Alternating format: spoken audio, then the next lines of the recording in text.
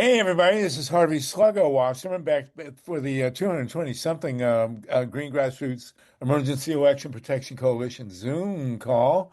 We are got 40 people with us to start. We got a great 2 hours and 20 minutes. We go till 4:20 California time. It's now 2 o'clock California time, but I am in New Jersey, which is at 5 o'clock. We have a tremendous load of stuff to cover today, as we always do. It's great to be back with you. We're going to start with, of course, our poem from our wonderful poet laureate, Mimi Gurman, are you in rattlesnake country, Mimi, or are you back in the city? I am in the city. I'm heading, Oh, okay. yeah, I'm I heading. I just read an amazing snippet that you may want to take and have a pet opossum with you in the rattlesnake country that said that an opossum can actually withstand like 3 dozen rattlesnake bites. So you may want to have one as a pet out there. We're going to start with the rattlesnake attack on the mayor of Waldport, Oregon. This is going to be an ongoing series with us. This woman, Heidi Lambert, was attacked by her city council, which tried to remove her and had her arrested, ladies and gentlemen. But she's back with us now. Heidi, you are not wearing an orange jumpsuit, so I assume you're free. We're going to talk about that. We're joined by Dick and Sharon, the publishers of LA Progressive.com. We're going to talk with them. Hey guys, we're going to talk with them about many attacks on the judiciary throughout the country, and including we want to talk about the arrest of the mayor of Newark, New Jersey, which is quite an astonishing tale. I think Mila has a lot of the details. We'll go deep into that. We also want to talk about amazing turn of events in the race for the North Carolina Supreme Court. The state Supreme Court, the election was challenged in an incredibly undemocratic way, but it seems to have actually turned and gone the right way. We'll talk about that. We're also going to talk about the coming of the new pope, the American Pope. Somebody today was on the line was celebrating that we now have a pope who's been to Walmart. I mean, I thought the Pope owned Walmart, but nonetheless, we're going to talk about that in the second hour. We've got the great Carl Grossman with us to talk about nuclear issues. Carl and I were just at a fundraiser with Alec Baldwin and Christy Brinkley in New York City, and that's going to be an interesting part of the second hour. Tatanka Bricka, the chair of the KPFK Pacifica board, is with us, and we have just a wonderful, wonderful crew, and we always have a great time with our good friends. Scott Clack has pretty good knowledge of right wing whatever, so we're going to talk about that. The Walmart Pope. I don't know about that, but we shall see. And I do want to open with the word. He was asked. He looks like a pretty friendly guy. He was walking across somewhere, and the media asked him if he had a word for the Americans, and his word was many. So I guess he's going to. That's one of those cryptic kinds of responses you expect from a pope, I guess, and also from a White Sox fan, the poor guy. Anyway, listen, we're going to start now. Mimi, if you will give us your poem of the day, that would be great. And then we're going to move ahead.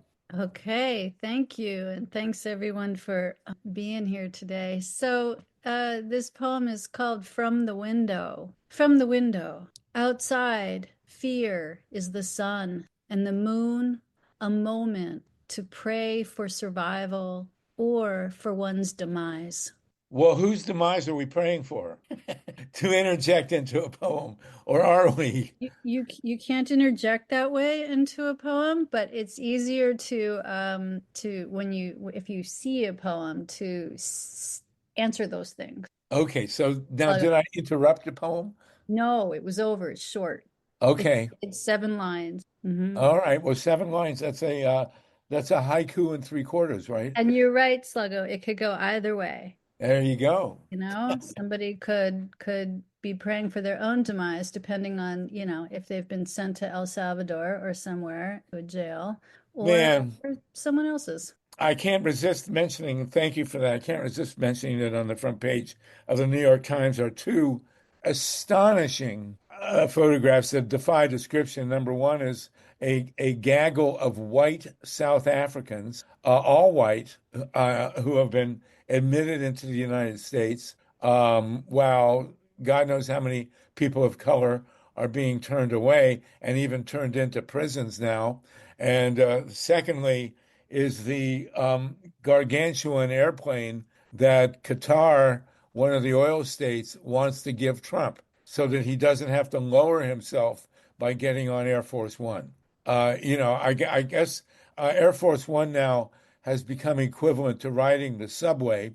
And the thing about the plane that Qatar wants to give him is that gets to keep it personally after he's president. Who can make this stuff up? I The mean, if you volume write a is. novel about this, no one would believe it. So we're going to start today with another story we can't believe. The city council, and we're going to carry this forward. We started this last week. The city council of the bustling metropolis of Waldport, Oregon, um, tried to remove and then did have arrested the mayor of the duly elected mayor of the town, Mayor Heidi Lambert, who's with us. And we have had another mayor arrested this week. This is the mayor of Newark, New Jersey, and we're going to talk about that in a minute. But we want to give you time, Heidi Lambert. This is an epic story, and I want to point out, by the way, that the mayoral election and the city council in Waldport is nonpartisan. So you are neither a Democrat nor a Republican, nor a Green, nor a Purple, but you are a nonpartisan. You were elected mayor of this town. The city council. Well, you please explain the situation, and then we're gonna explore this because it's critical as we see elected and appointed officials all over the country now being assaulted. So, Mayor Lambert, what's the scoop? Well, thank you for having me. A lot has happened since last week. I often say justice takes its own sweet time. But yesterday it came or last week it just came like a storm. So what happened was there was supposed to be a city council meeting last Thursday. And on Wednesday, our DA dropped the criminal charges against me for disorderly conduct, mostly because I wasn't disorderly, but also because I believed I was acting as the mayor. I believed I was still the mayor.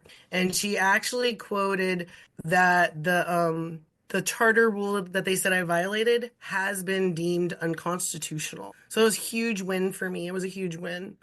So Is this the that district happened. attorney of the county?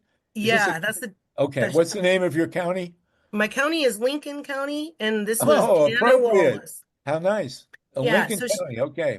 so Jenna, she dropped the charges, and I wasn't surprised, but I didn't know when it was gonna happen. Like I kept saying I was in legal purgatory because you just don't know like if you're gonna get dropped or not. So they did get dropped about 4 hours before the city council meeting. But that morning, Thursday morning, the council and the city manager decided to stop having this. They canceled it. They said they weren't going to hold a city council meeting because well, it's funny because they started to say because the sheriff said he wouldn't arrest me. And so at first they said they had to cancel the meeting because just not anyone can go up to the dais. And they were just like so upset that the sheriff said they would allow me back into my seat. But then as the Aren't you day kept supposed going to, on, aren't you supposed to conduct the meeting as mayor? I mean, aren't you yeah, the chief of yeah, city? Yeah.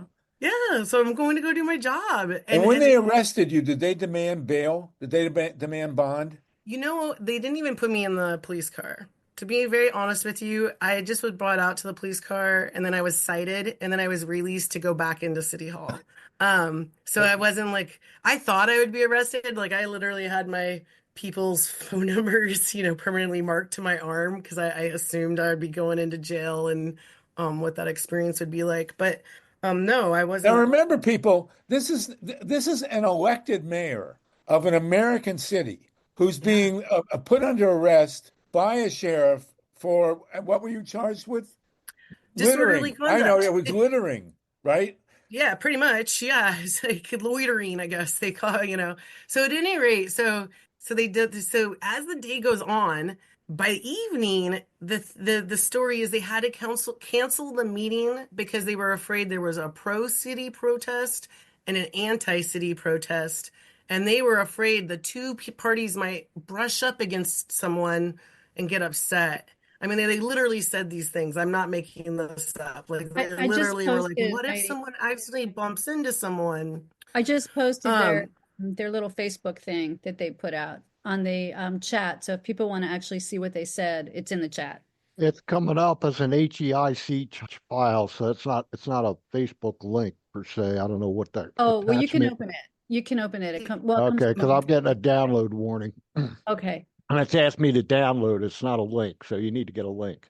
Oh, sorry. you all Here. you all can just search Heidi Lambert. Actually, I have my maiden name, so it's Heidi Strange Sky Lambert on Facebook. All of these posts, I'm making them uncensored. I'm making them wide open, so anyone from the world can pipe in on there, and some are, which is good. This is a good conversation, right? This is a conversation. So ultimately, what we're dealing with is I have a bunch of counselors who are saying they're afraid of me. Well, And you're pretty fierce looking.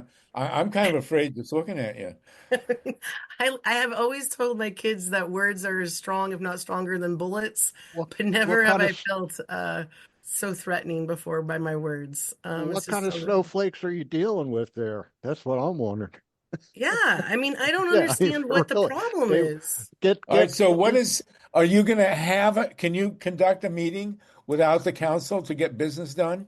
Okay, so what I did was I put out an email to my council on Saturday that said that we were having a public comment crisis in our town, that there has been 3 months where the city council has closed public comment. And people, this you have to remember, this all stemmed because there was community members who had complaints about the city manager. So I went to the city hall to get those complaints. And that's when I learned those complaints had been scanned in and sent to him, not to me, the mayor, who the complaints were addressed to. And so, Wow. because I was confused and asked what the hell was going on, they then deemed me hostile, intimidating, aggressive, like all the words you can throw. Well, it's obvious because of your use of strong language here, but so what's the next step now? You've not been arrested. I mean, you've been arrested, but let out, and now are you still facing charges? So I guess what I forgot to mention that's really important is that the DA dropped the charges on Wednesday. On Thursday, or no, it was Friday morning maybe, or was it Thursday? It was Thursday. It was right before the meeting. The judge she granted me a temporary stay. So while my case is in court, I can keep being mayor. I am still mayor now with a court order. But they are refusing to acknowledge that court order. So that is why on Saturday I demanded that we have a meeting, an emergency meeting. And they're like, no, not until we get this taken to the federal level. And they accused the judge of bias also. So it's just bad. And what It's just judge? really What is this a state judge? What level is this judge It's a on? county judge. So this Okay. situation is in the county because this is where the situation is. So there's no reason to elevate it out of the county, but they're saying that everyone knows me, that I have friends that are police and judges, and so that I swayed the court. They love the court when it's their decisions, but then when it decides against them, they don't like the court so much. And I Is see it Mila, Well, Mila. is there? I'm going to call on mine in 1 second. I just want to ask you: is there a way that you can call a special election and have these six lunatics on the city manager recalled, or have another vote on this? So what is also very ironic is that in the state of Oregon, the people cannot remove an elected official for the first 6 months. So again, the people could not even have me removed right now until July. However, because I was wrongfully removed, many people in my community are very upset and they are initiating a recall of all six city councilors, but they can't do it until July. Well, July's right around the corner. That's all Yeah, right. yeah. It'll time. So give us the date, and we want to focus on the date of your upcoming special election. Yeah. Well, as soon as I know, I'll let you know All for right, sure. please, you keep us Yeah. posted, folks. This is America. Remember, I mean, this is a small town, but it's totally consequential here. A right-wing city council, 6 people in league with a hired, I guess, city manager, have attempted to stage a coup d'état against the duly elected mayor of the town, and here she is out of prison. Unlike many other people. Mila, go ahead, and then we're going to talk about Newark, New Jersey. Although I want to make sure I've got you covered here, Heidi and Mimi. Go ahead, Mila. Well, I think that Ross Baraka, the son of the great poet Amiri Baraka, the mayor of Newark, New Jersey, the largest city in, the largest city in New Jersey is Newark. He's Right. now in the illustrious company of Mayor Heidi Lambert, as having having been arrested for doing his job. But I'd like to suggest a buddy system for you, Heidi, that whenever you are interacting with some of these weirdos, that you make sure that you have a witness so that they, their charges of you being hostile or threatening or whatever it is, that you have somebody who can vouch for your demeanor. And I've been following the story on YouTube. So there's a YouTube Facebook page, not YouTube, excuse me, Facebook. And I was following what was going on at Walport, as there's a page called Friends of Walport, I believe. And so I just wanted to remind people, if that is a place besides following you, Heidi Sky, Strange Sky. Hi, Lambert, on YouTube, to also look for Friends of Walport. And thank you for your leadership. I did have a question, Heidi. Have you looked into the possibility of you as mayor being able to convene some kind of a meeting to hear public comment, or, do you have to have permission from the city manager or the other city council? So that's a really good question, Mila, because the way that city councils are designed, the idea is that like one person doesn't have all the power and that you work together, right? You collaborate. So in our charter, it says that two or more counselors have to request a meeting, a special meeting. And so that was what I was trying to do with my email to council. I was trying to get them to come with me, and work with me. However, the response was not nice. We'll just say that. It wasn't a kind or welcoming response. It kind of was a tantrum, to be honest.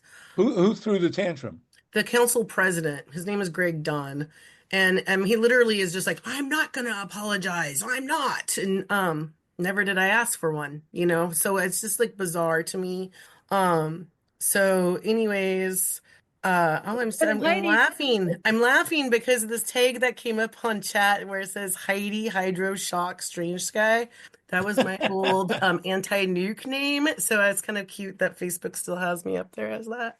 Well, Um, listen, as a private citizen, Heidi, you can call a meeting. You don't need to be calling it as mayor. Just, pay a rental fee for the town hall or go in the local theater and just have a meeting.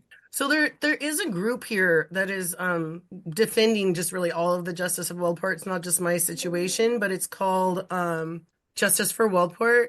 And I think what they're going to do is they're going to call a town hall, and they're going to host the town hall, and they invite folks to come to it, and I can go to that town hall. But I don't think that I can call a town hall by myself. So I'm trying to do it, within the rules or whatever. Well, I think as a suggestion, you should advertise that Bruce Springsteen will be there. That'll kind of build the attendance. But with 67 people with us, this is really fascinating. I mean, it's surreal to be talking like this, but about an American community. I've never heard a story like this, but here we are. So, Mike Hirsch, you have a hand, and then as I said, we have 67 people with us. We're going to go. Dick and Sharon are going to join us soon, and we're going to talk about Ross Baraka and what happened in Newark with the world's largest non-functional commercial airport. I mean, I was just in Newark Airport, and I will not fly out of Newark Airport now, but that's the next topic. Mike Hirsch, go ahead. And Dick and Sharon, if you want to jump in, especially on Ras Baraka, that would be fine. Go ahead, Mike. Just a couple of things. Heidi, you could have a block party or something and just Mm. have an informal discussion and involve your community with what's going on. Allow them to understand the dysfunction on their city council. And that might be a good opportunity to pass around clipboards with petitions, hint, hint. And in terms of this kind of, I don't know what you call it, insurrection, rebellion, whatever, against elected officials. Sluggo, correct me if I'm wrong, but towards the end of Reconstruction, there were multiracial legislatures in the South, and there Yeah. were relatively progressive governors in certain states, and unrepentant Confederates used violence to attack and chase people out of the state. So this is harkening back to a very dark time in U.S. history. Yes, duly elected. The worst of them actually was I think in 1898 in Wilmington, North Carolina. 200 people were killed. But it happened all over, especially Louisiana, where Yes. the Reconstruction legislatures were assaulted by the Klan. Yep. And, I mean, the Heidi, who knew that there was a Klan chapter in Waldport, Oregon? But, that's how these guys are behaving. This is the kind of thing that the Ku Klux Klan used to end Reconstruction. And the guy who really was the great hero of Reconstruction was U.S. Grant. He hated the Klan. And Hmm. as long as he was in the White House, Reconstruction was fine and moving right along. And then in came Rutherford B. That's a whole other story. But you have a chance to be U.S. Grant here. Since you're in Lincoln County, you should get one of your cohorts to dress up like Abe Lincoln and come to your town meeting. But you should call a town, and when you call a town meeting, put it live on the internet. Yeah, You no, I know, think that's a great idea. And And Sluggo, I'm in the parade, so I have to come up with a float idea. So maybe I will dress up as Abe Lincoln. Sluggo, Sluggo, this could be the clueless Klux Klan. yeah, right. Clueless Maybe. Clan. Yeah, Sluggo, Scott Klatt wants to have a question, Heidi. Scott, go ahead, please. Scott Platt. Yeah, you got me. Yeah, you're good. All right, sounds good. I got a couple questions for you, Heidi. First off, I understand you were sort of drafted to be elected mayor.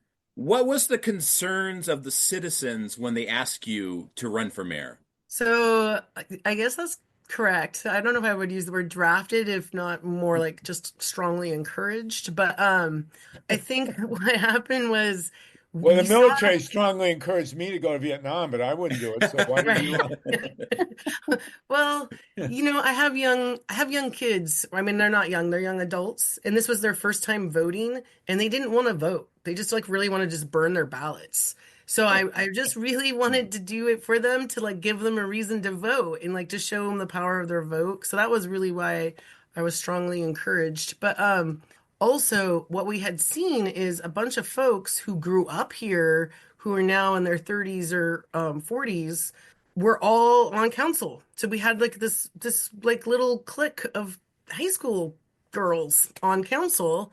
And then we had a bunch of folks who just been on council for a really long time. And so we just as a community felt like our voices have been silenced. There wasn't much public input. There wasn't, any ice cream parties or block parties or, anything really. We just all kind of got shut out. So that was really the leading reason of why I ran, because I really truly believe that democracy doesn't work unless people are involved. Well, Gotcha. that's for sure. And go ahead. Did you have another one, Scott? Yeah, I do have another one.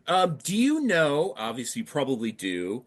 I know that this is I know a little bit about your attorney in that he covered kind of sort of a similar case in Corvallis with a city council member who got ousted, at least for temporarily. And I know in that case, the city of Corvallis had an insurance policy that paid all legal fees from the city of Corvallis's side. Do you know if that is the case in Walport? So I believe all county and city governments have insurance through, they call it county city insurance, CIS.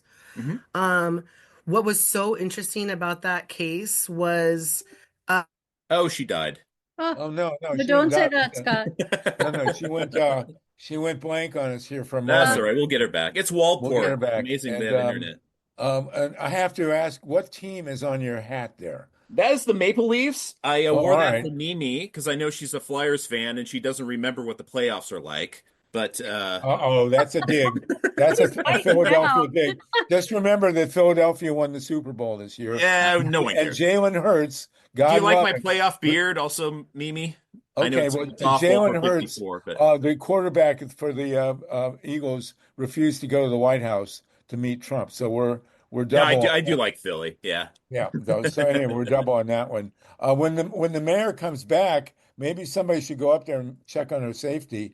I do want to turn to Dick and Sharon, and we want to move into the. Oh, unless you have another thing, Scott, we want to move into the discussion of what happened in Newark and what's Yeah. No, happened to judges all over the country. Dick and Sharon, are you guys ready to jump in here? Yeah. Dick, you win the again. I think it's the second week in a row you've won the best shirt contest. So that's a nice one. But we have this situation which Myla Reeson mentioned of the mayor of Newark, and I watched the video of that, and he says but it was not even a demonstration. He was just standing there, and they picked him up. And then you've been working with Bill Blum on other instances of fascist repression against elected officials and against lawyers. So I that do want to point out in the second hour, by the way, we're going to talk about the Pope, and then we're also going to talk about a new game plan for a progressive agenda going forward with Rob Call from Op-Ed News. So everybody, please do stick around. Dick and Sharon, you published this And great. the Uh, mayor is back, by the way. Oh, Mayor, I want you to meet Dick and Sharon from the LA Progressive, and they have been talking with the great Bill Blum about repression against other elected officials and against lawyers. Go ahead, Dick and Sharon, please. Okay, so hi, this is Sharon, and Dick is my husband. We're the co-founders of the LA Progressive. The LA Progressive is a daily digital progressive, a politically progressive magazine, and we've been publishing for 18 years. So, Wow. and we do interviews, and we have a podcast, and pretty much any social media platform. If you search, you'll find LA Progressive is there as well.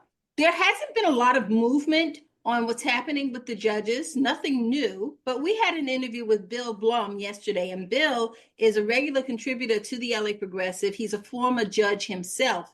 And we were talking about two things. One is the suspension of habeas corpus, which Stephen Oh, Miller from Trump's administration introduced the idea, and he keeps hinting at it. So that was one of the topics that we discussed at length with Bill yesterday. And then another thing that Bill really wanted to talk about, and it's weighing heavily on his heart, and that is that the GOP plans to steal the 2020-26 midterm. And he talked about the Trump's executive order that is going to help to push that through, as well as the SAVE Act, which is the Safeguard American Voter Eligibility Act. Dick, you want to expand upon that? Right. So these are traditional GOP strategies to limit the vote, particularly among poor people, black and brown people. But this is on steroids. And basically what both of them do, especially the SAVE Act, is make it much harder to qualify to vote. You have to have a passport, you have to have a birth certificate, and some significant percent of mostly uh, less wealthy people don't have those handy and couldn't find them easily. So that's a way to cut down on the more progressive voter group. Uh, one thing that's interesting to me about this whole thing, it used to be, we've kind of flipped things. It used to be that the federal government came riding in to save the day around discrimination issues. We all recall Eisenhower sending the National Guard into Little Rock to oppose FAUBAS so that the school there could be desegregated. Same thing with James Meredith at the University of Meredith, Mississippi, also the National Guard. And I think it was Kennedy that stood up to George Wallace at the University of Georgia. And now we have it's the reverse. Thugs representing the federal government are coming in and arresting mayors, intimidating people. Even Stephen Miller's saying that might just be a wild hair, but it's a threat.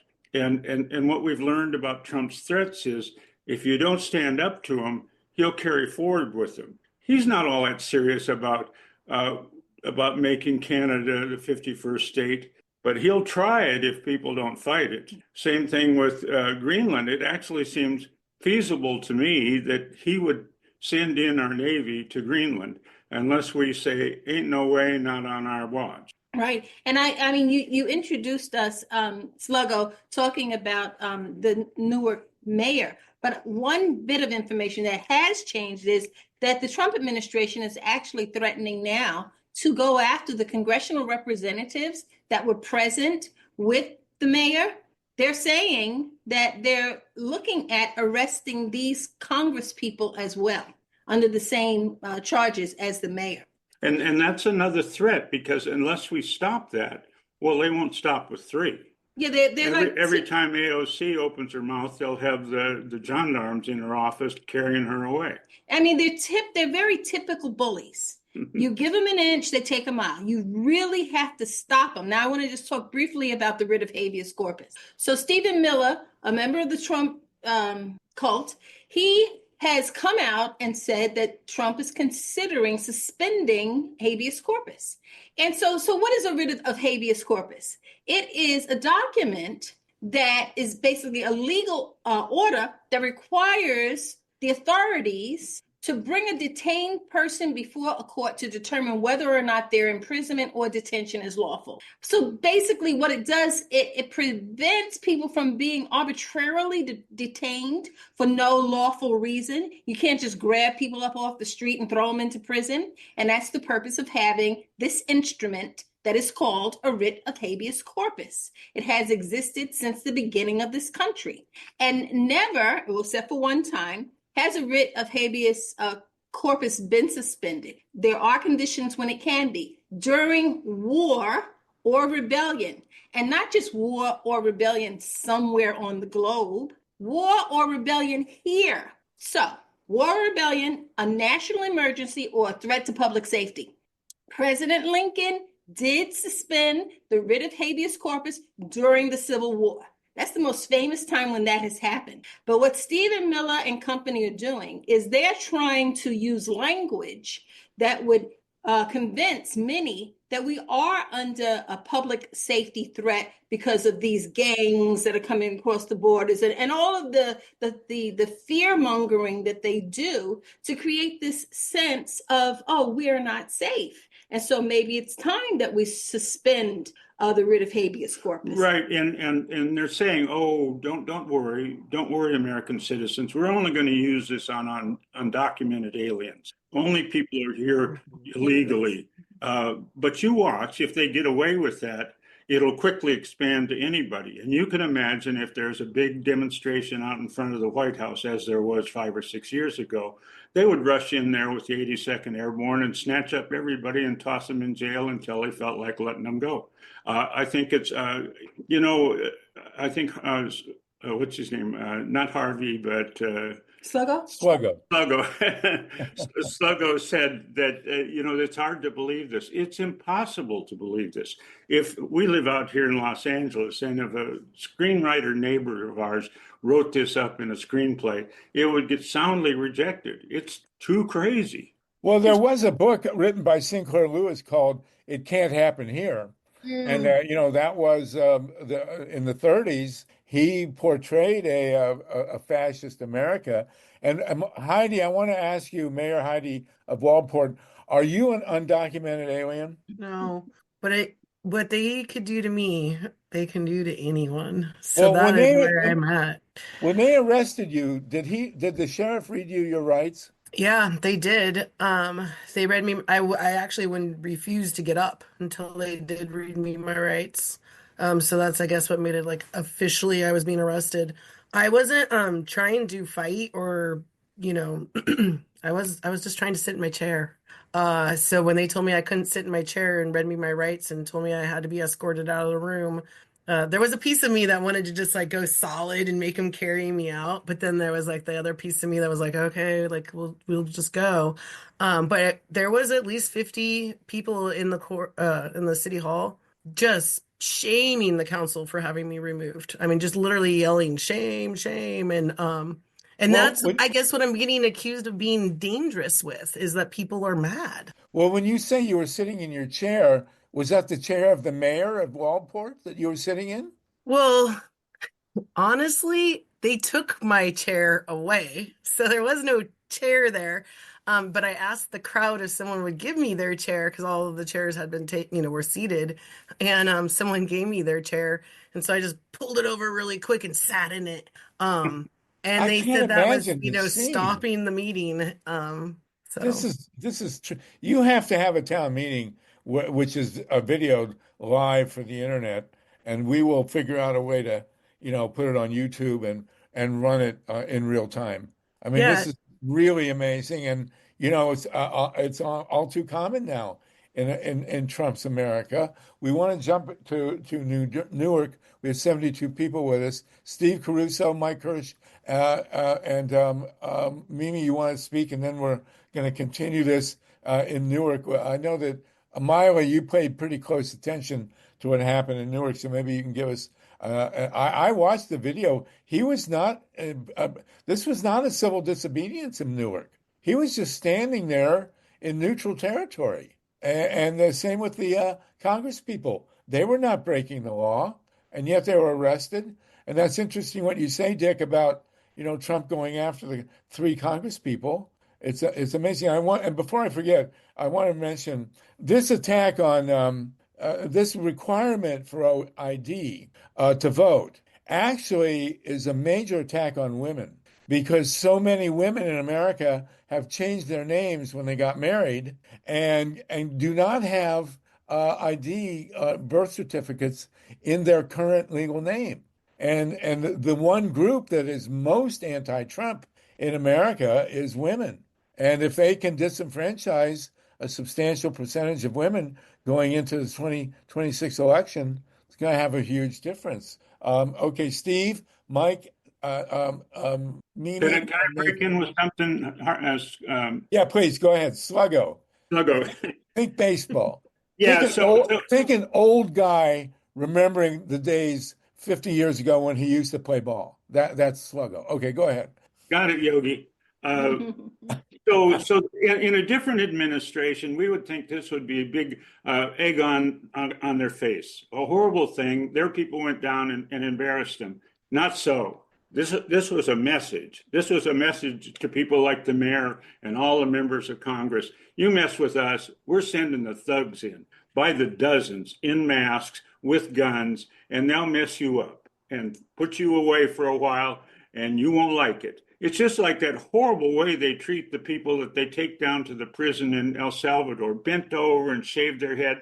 Does any prison ever do that? They don't need to do that. They do that because in big letters it says, "Don't screw with us." Exactly, exactly. Mike Hurst, Steve Caruso, Mike, Nathan, and Mimi, or vice versa. Go ahead, Steve. Yeah, addressing the ID issue and voting, a woman called into Tom Hartman today. She was a school bus driver, tried to update to a real ID and was denied because her wrongly named marriage certificate she had changed was lost in a fire. And she lost her commercial driver's license because of that. Now she can't work. Her husband's expired. So, these are the real world implications. This is just one little incidence of these Nazis doing what they're doing.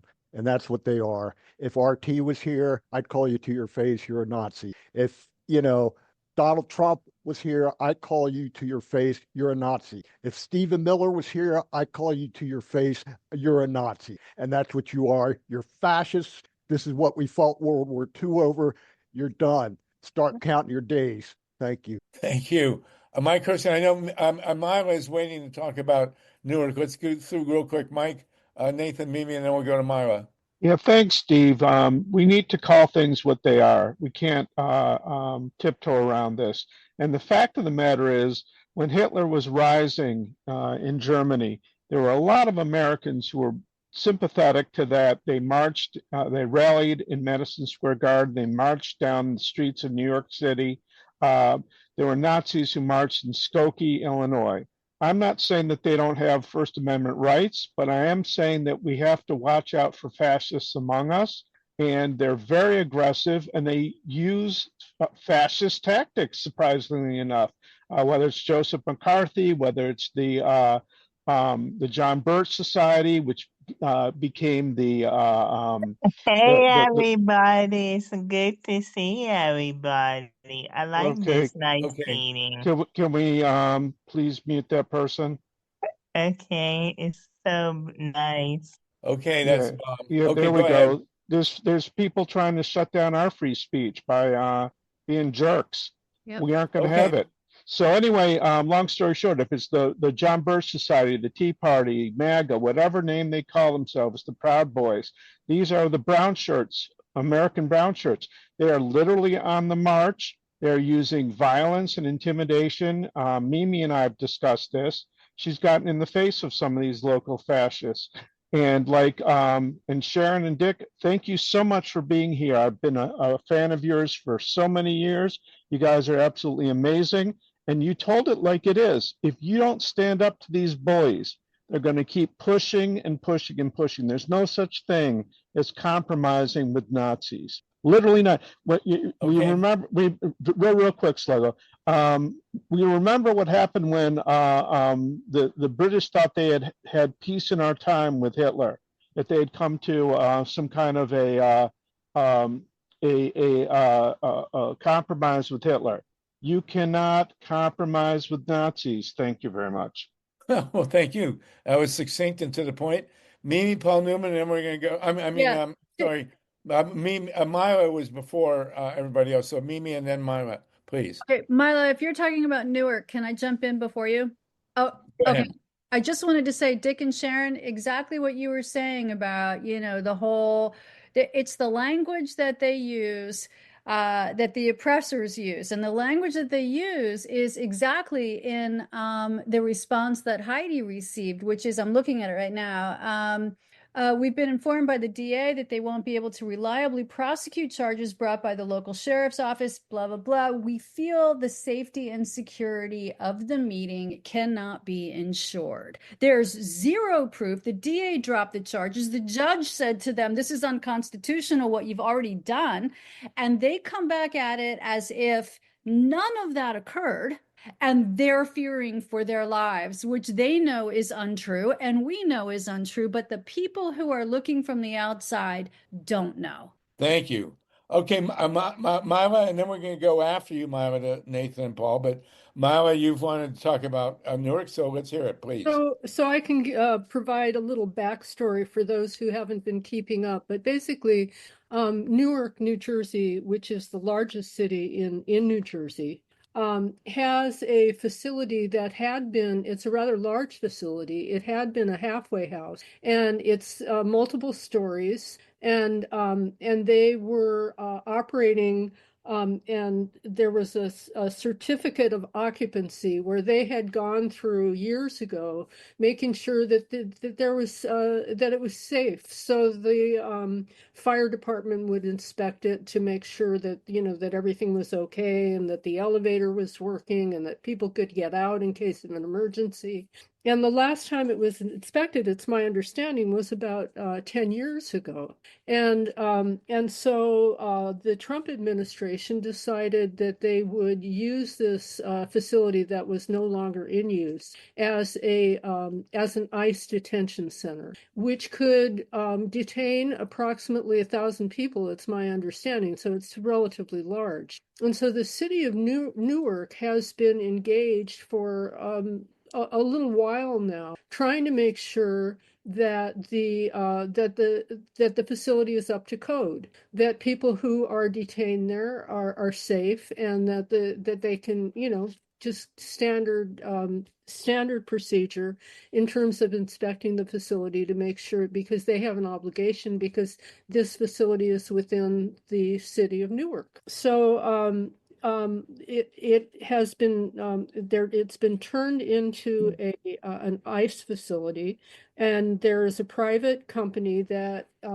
Geo Group that is making a whole lot of money from the federal government to detain people in this country, and they have been refusing to cooperate just with the simple requests of the city of Newark to do their job, and to make sure that the facility meets certain standards. So the mayor, Ross Baraka, the son of the fabulous poet Amiri Baraka, has been trying to gain access to allow inspectors to go in and certify the facility as safe, so that they have been operating without what's called a certificate of occupancy, which they would receive once they passed all of these various inspections. And so they've been stonewalling him. They haven't been allowing the city to inspect. And so working with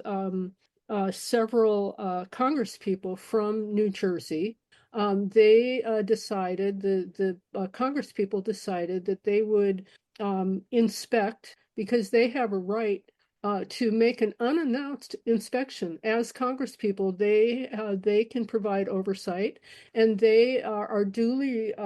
It's actually part of their job to go and inspect these facilities, and they had inspected other facilities, and it's kind of a normal thing.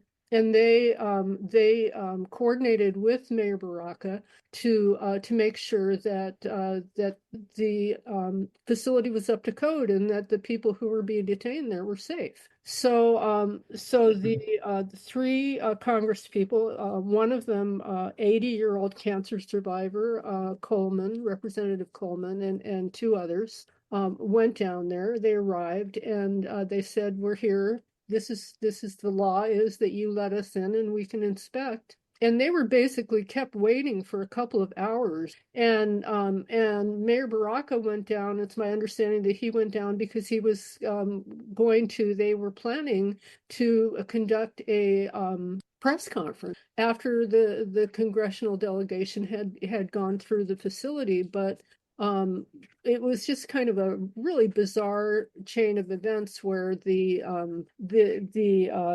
initially the Congress people were not allowed to conduct their inspection, and during this interim period of time, someone from the facility invited Mayor Baraka inside the gates, and then they asked him to leave and said that he was trespassing, so he left of his own accord. And he was waiting to be reunited with the Congress people, when all of a sudden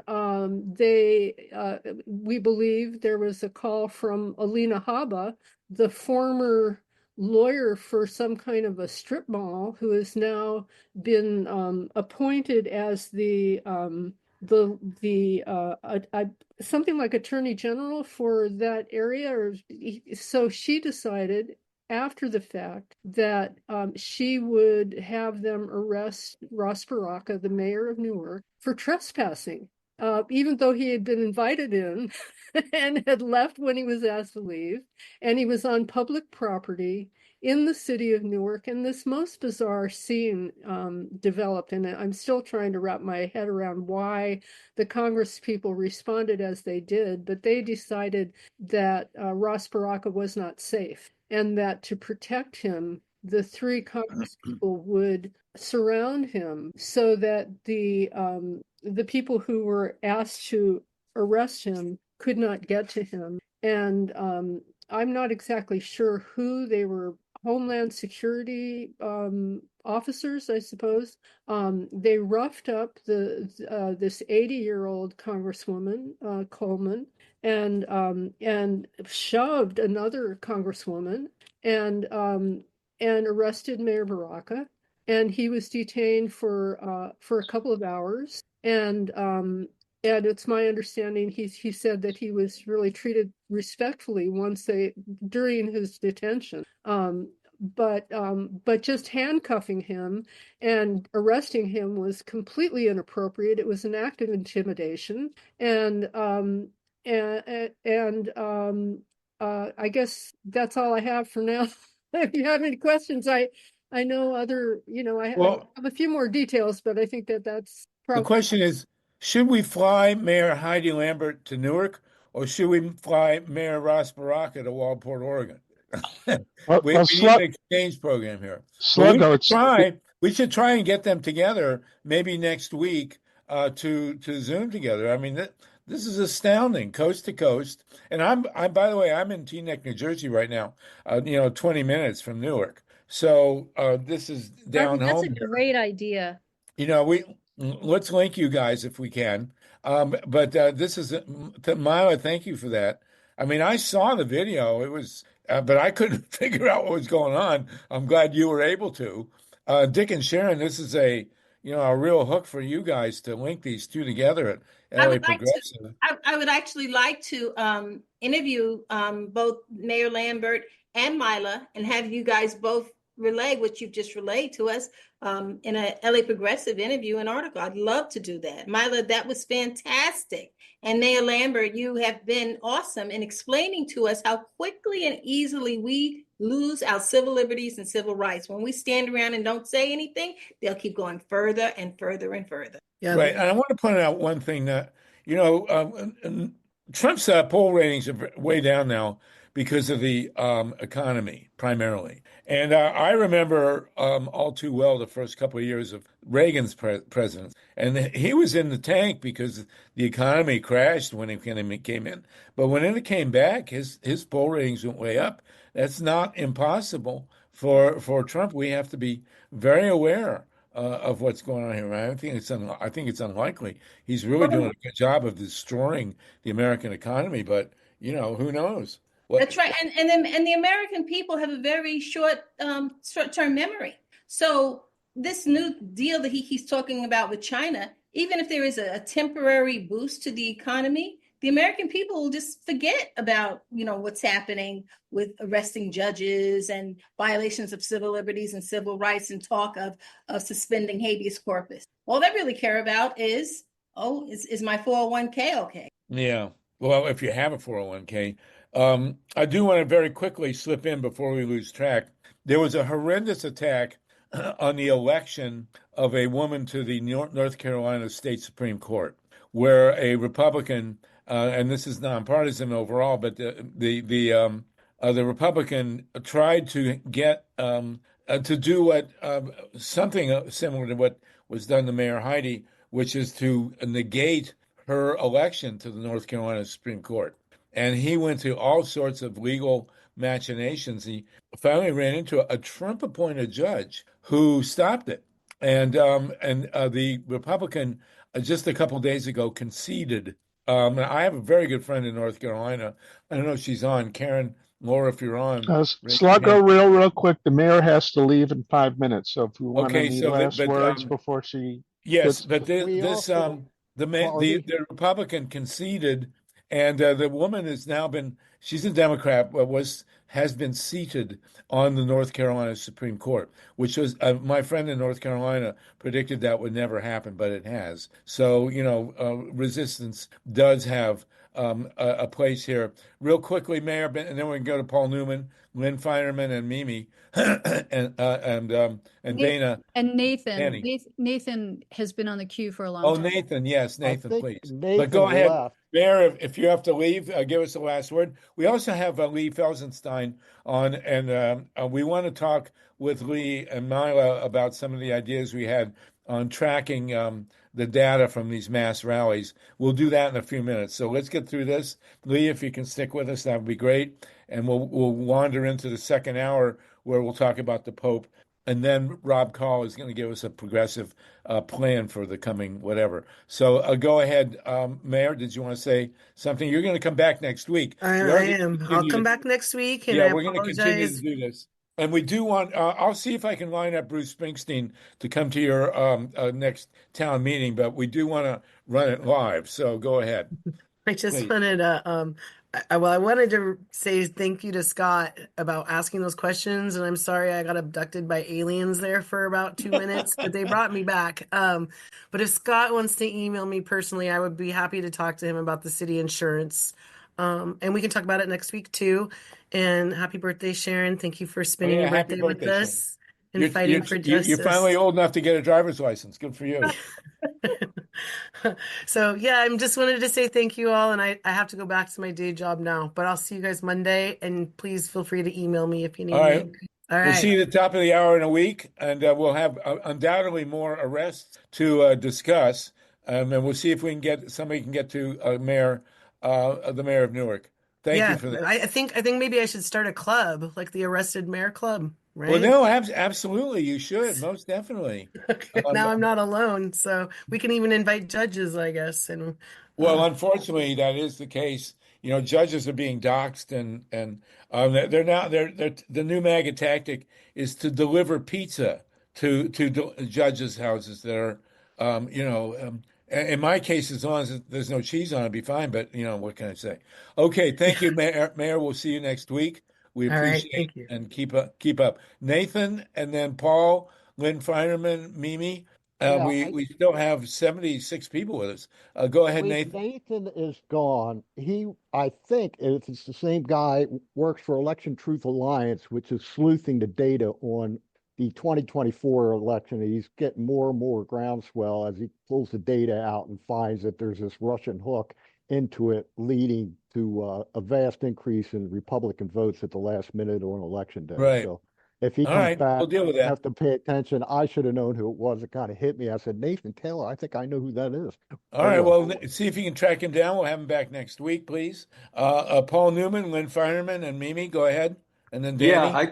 I just first want to thank Mila and also Dick and Sharon and the mayor for saying what they said. It was just really wonderful. Now, but for Dick and Sharon, I just want to say what's been going on with ICE, a lot of this and most of it is illegal. So what they're actually doing is they're kidnapping. So you need to replace the words with, abducting to kidnapping because they're breaking the law without a doubt. And they're warrantless, most of them, or they have a piece of paper that doesn't have a signature by a judge. So, I mean, you got to change the nomenclature because it is absolutely, imperative that the public hear this, that it's against the law and they're breaking the law and they Right. should be dealt with for kidnapping. That's the first thing. Now, second, I want to recommend, and it's very pertinent to what's going on now on Netflix. There's a series about the Cold War, but really it applies to everything that's going on now. It's called Turning Point, and it's a series on the Cold War. It goes far back to the invention of the bomb, to the Rosenbergs and Julius's wife, who was unjustly convicted and killed. Ethel. Ethel, right. And it goes there, it goes to the McCarthy era, the red baiting, even in the 30s, all that stuff, when the Communist Party was in the United States. But also it covers, it covers Putin and how he gained power. It talks about perestroika, how Gorbachev finally gave in. But what was really cool about it, they talked about all these East Germans going down to Leipzig and protesting. And the courage I'm seeing in the Eastern Bloc is absolutely amazing. These are people who are oppressed and they got out there, and you can learn about their resistance, which could be applied here, which I think is Right. just amazing. So I highly recommend seeing Yeah. Turning Point on Netflix. And I saw it. It was real. It's very, very good. Turning Point. Really worth but watching. what was interesting though is how in Leipzig they all had candles. They lit candles, and they were, there was peaceful protesting, and they all did it, and very few people got hurt. But it showed there was, the candlelight and all the people at night, and they stayed up practically all night. Showed the Right. courage they had when they protested. Right. It's amazing. And you also got to remember that the McCarthy era, the guy that was most behind the McCarthy era was Roy Cohn, who was, Joe McCarthy's lawyer and who was Donald Trump's godfather. And I strongly recommend everybody see the movie The Apprentice about Trump and how he was raised by Roy Cohn and then turned on him. But the portrayal of Roy Cohn by the actor Jeremy Steele, he really should have got the Academy Award. So please do see that movie. Thank you, Paul Newman, for that. And Dick and Sharon, I think you probably know Paul, but he's your constituent in Santa Monica there and does have solar panels on his roof. Lynn Feinerman, you have a radio show, and always great to see you. And then we'll go to Mimi, Danny, and Mimi German again. And then we're going to go to Lee Felsenstein to talk about our tracking mechanisms for rallies.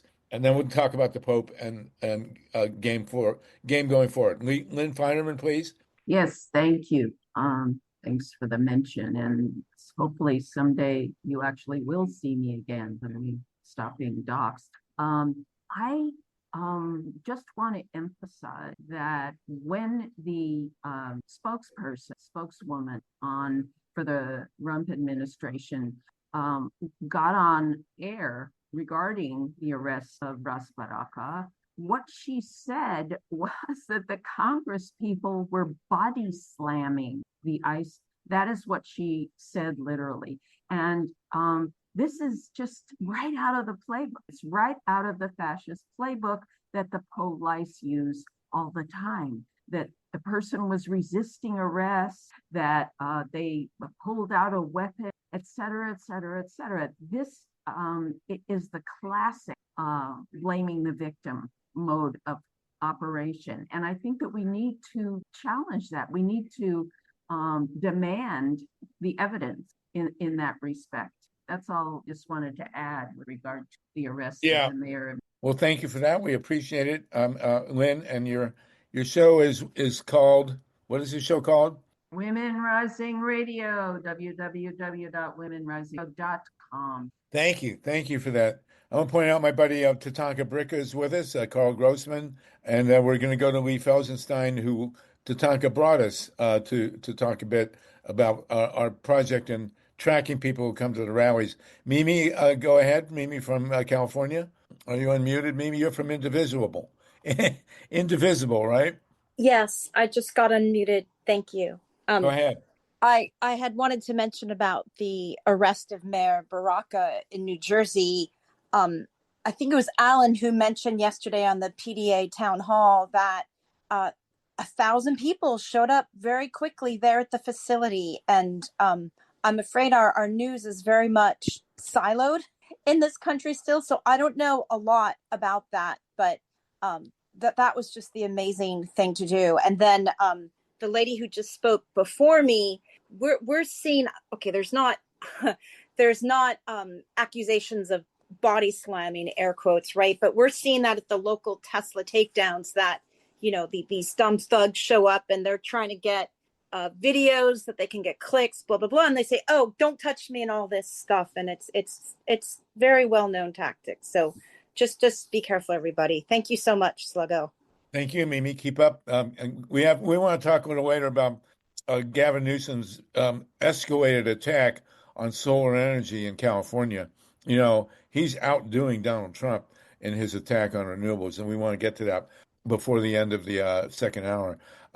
Donnie Giuseppe, and then Mimi Gurman again, then Vanakali, and then we're going to go to Lee Felsenstein. Actually, we'll go to Lee right after Mimi because he's been waiting. Donnie Giuseppe? Yes, I'm Daniela Giuseppe. I just put my name for short, Dani.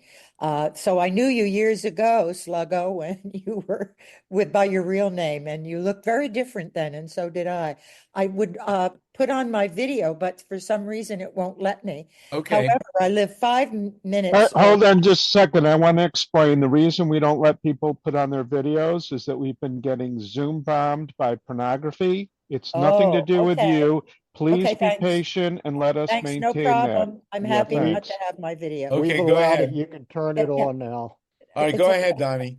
I wanted to say that I live 5 miles from Newark, and what Mila described is very much what happened. I knew Ross's father. I read poetry and spoke with him. He gave a talk from my book on prejudice from Doubleday years ago, And so I know him well, and his father has pieces in my book on prejudice from Doubleday. And what happened was just amazingly horrible. And I'm really scared that this could keep on happening. So I think that we should all start carrying our birth certificates if it does any good. But we have to make a huge fight because the Supreme Court has said that habeas corpus must be observed. So he's going against the Supreme Court with this. And the other thing is, these ICE agents are wearing masks. Since when did that happen? I don't even think the SS wore masks. What the heck's going on with that? So we have to protest that they shouldn't be allowed to wear masks. And I've started warning everybody to carry their birth certificates if that does any good, or copies of them, not the original. But I'm really worried about whether we're going to have a fair midterm, and I'm afraid the Democrats are depending way too much on a fair midterm because Right. believe this is my last sentence. I believe the election was stolen. The popular vote wasn't with him. And never before in history have all the swing states been won by the same slim margin. There's a lot of fishiness, and I know you know about Vigilantes Inc. and so forth. So we have to be very careful. I don't depend on a fair midterm, and I'm afraid that's what the Democrats are doing. We have to Right. do something more than that. We have to start right now. Indivisible.org is flooding the Supreme Court with letters saying you must undo the immunity of the president against for all crimes. So we can be flooding the Supreme Court with calls and tweets and whatnot. They cannot continue with this immunity for the president. And we have to do something more than wait for the midterms. We have to work hard for impeachment, for the emoluments clause, everything else that we can possibly do. Thank I you. agree. Well, one thing we know for sure is that the we cannot count on the Democratic Party to safeguard our election. And as underscored by the day after this last election, when the Democratic candidate for president basically disappeared, as if she hadn't run, as if the Democrats had never had a candidate. And John Kerry did exactly the same thing in 2004, and Hillary Clinton did it again in 2016. So this is you raise a great point here, and we are going to have to safeguard this election because we know that we can't count on the Democratic Party to do it. Mimi Gurman, you had your hand, and then Vina, if you can wait, we're going to go to Lee Felsenstein to cover the issue of tracking people who come to tracking is the wrong word, collecting the data from people who come to these rallies, and then we'll come back to you, Vina Colley, and then we're going to talk about the Pope and then a plan for the future. Mimi Gurman, go ahead, Yeah, please. I just want to give a super short history lesson. Unfortunately, most people didn't know or didn't believe because of the same thing that Sharon and Dick were talking about earlier. The history is Portland from 2015 through 2023, probably. And that is back in 2015, we started to have DHS on our streets coming in during what was before that. It was in 2012 during Occupy. And they did not have name tags. They did not have numbers. They had nothing that could identify themselves. Then later, we had weaponry coming out on the streets from the police that they were awarded through, actually it was through Obama, but they never could use it until Occupy happened. And these tanks with cops in uniform that were not cop uniforms, with no badges, no names, no numbers, were rolling through our streets. We were trying to get the word out, but what the press did at that time, and then later during Black Lives Matter, when the kidnapping started to occur from the feds and ICE agents, because we were protesting ICE way before now, was the same thing, coming out with no names and nothing like that. But these black cars would come around during Black Lives Matter protests, and they took this one guy. We all saw it. They just grabbed him, threw him in this Fed vehicle. And what he told us, fortunately, he wasn't sent to El Salvador. He told us that they just drove around. They didn't speak a word. not a word. He was scared to death. And so they practice. We have been the practice ground for all of this in America, in Portland. And we've seen it come, but so what I was going to say with what Dick and Sharon were saying was the messaging that went out in the media was we were all Antifa, as if being anti-fascist was a crime. And therefore, because they attached the word Antifa with some heinous behavior, no one could get to no one could see the reality of what was happening, which was practice grounds for kidnapping, practice grounds for for a complete police state that had no names and no badges. Well, this is, we have 70 people still with us here. Sluggo, real quick, was it the good, the bad, and the ugly where they said badges? We don't need no stinking badges. No, that was the treasure of Sierra Madre. Okay, treasure of Sierra Badges, Madre. we don't need Don't no need no stinking badges. stinking badges. There you Yeah. go. We So actually had at the second Woodstock, we had T-shirts that said that. I had a T-shirt. I wish I still had it. We had 70 anyway, people with us, 71. anyway, But thank thanks you. Mimi for recounting the fascism. This was a trial run for fascism. We've seen militarized police with armored personnel carriers. And when you have unaccountable, anonymous policing, you have a police state. Yep. And I gotta say, this immigration issue is just total hokum. Immigrants have become the new Jews. And what Jews were to Hitler, the immigrants now are to Trump, and the same with trans people. Hitler did go after the gays and the Jehovah Witnesses. Whenever I talked about the Nazis in my classes, I invariably had a Jehovah Witness student who yelled at me for not talking about Hitler picking up the Jehovah Witnesses and the Slavs and a million gypsies. The immigrants now are for Trump, serving the purpose that the Jews served for Hitler. That's basically what's going on here. Every dictator needs a scapegoat, and these are Trump's. And here today, he made the whole thing a mockery by bringing in a bunch of white South Africans, as if somehow white South Africans are not immigrants that need to be chased down, but people of color coming from the other countries. They got to go to El Salvador. Pretty amazing. Listen, we need to segue now. This is an hour and 15 minutes we've been doing this. It's fantastic.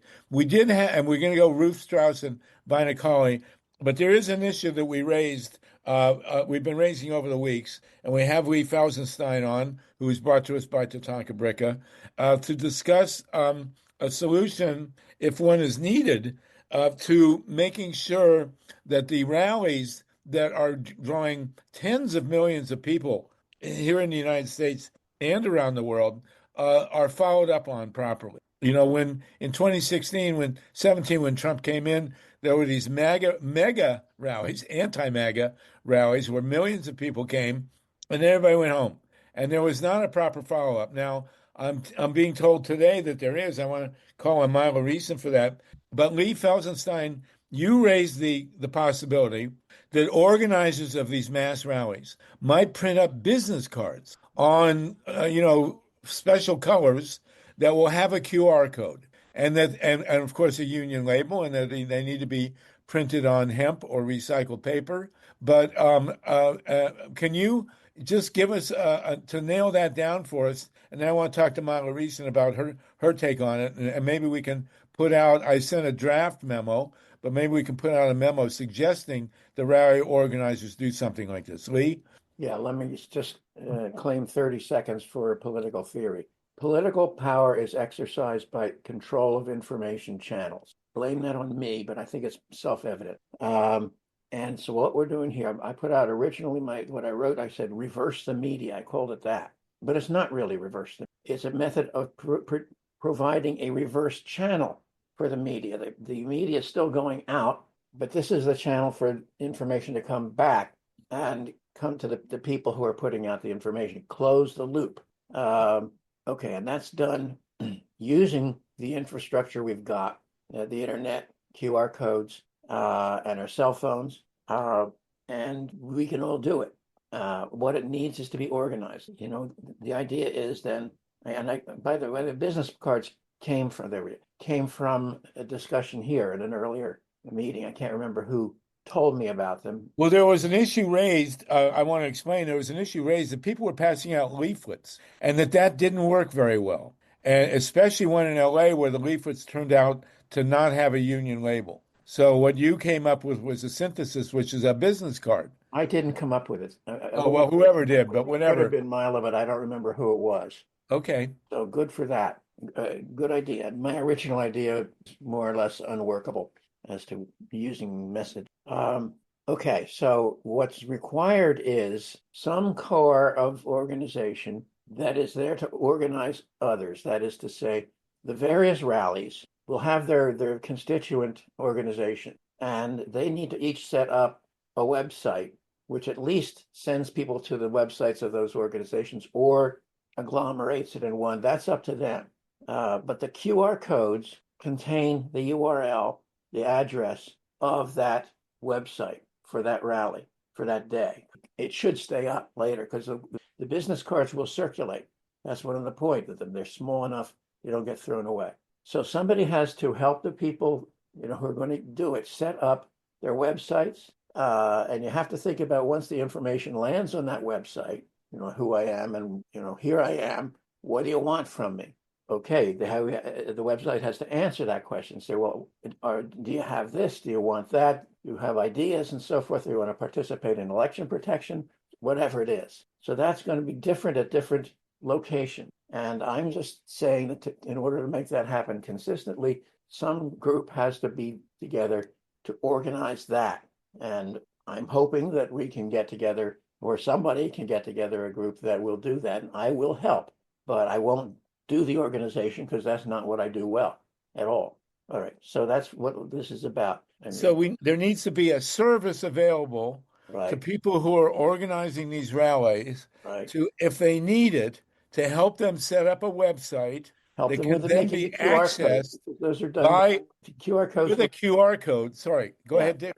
Go ahead, Use Lee. an ordinary desktop word processing program. I use LibreOffice. It's free, but Word will do it also. To take that URL and say presto, and it turns out a QR code symbol. So people may need to have their hand held to doing that. That's what this organization would help with. So it's an organization to assist others at the various rallies, nexi, to get that act together. Okay, Of course, so sounds good to me. and Go ahead. the Go other ahead. and the organizers also have to understand that they can't just sit there on a pot of information and say, "Oh, look at all the information we got, aren't we great?" No, they have to do something with it. They have to. It has to feed out into activities. So now we can't make them do that, but we can inform them that that's what they need to do. The idea of being possession of information is not the same as information flow. So Okay. that if you're possessing the information and restricting it, you are constraining information flow. You are constraining the politics of whatever the situation. You don't do that. Okay, so I had the conversation with Mila Reeson. This is to me a great suggestion. And my daughter's calling me, so let me get this. Julie, let me call you right back. I'm in my Zoom call. Or call mom. So I will we'll pass this on. Maybe we'll have something to offer in the next Zoom call.